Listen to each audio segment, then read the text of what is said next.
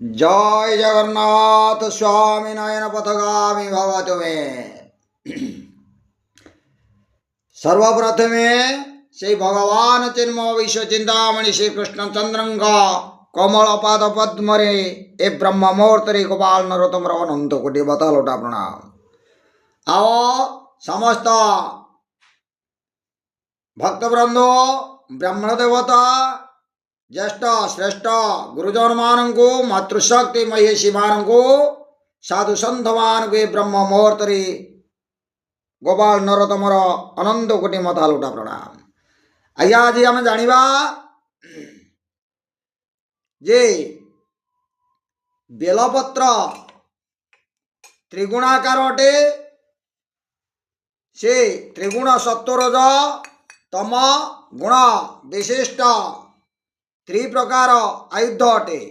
गोटे मात्र त्रिशाखा बेलपत्र शिवंक मस्तक अर्पण कले तीन जन्मर पाप क्षय होता है।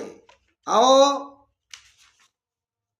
जो बेलपत्र तेरे आमे जो तोलन करिबा बेलपत्र मूल बा डेम्फरे ब्रह्मा रही बेल डेम्फ को न छिड़ाई जो लोक शिवंक मस्तक दिए वज्र छेदन कलापरी हुए।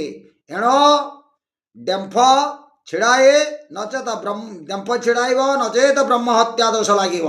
आ बेलपत्र शिवं को दे हस्त को जलरे डेम्फ को बा नाड़ को जबांगुल प्रमाण रखी छिड़ाइबे।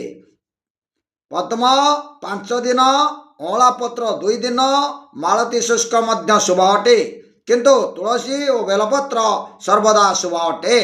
एणु बेल बिल्ल दल जो अर्पण करेंगे ए मंत्र पढ़े अर्पण करेंगे।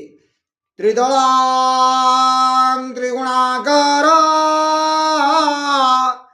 त्रिनेत्रं च त्रिआयुध त्रिजन्मा पाप संहार मेको विल्लो निवार्पणमं। जय जगन्नाथ जय जगन्नाथ।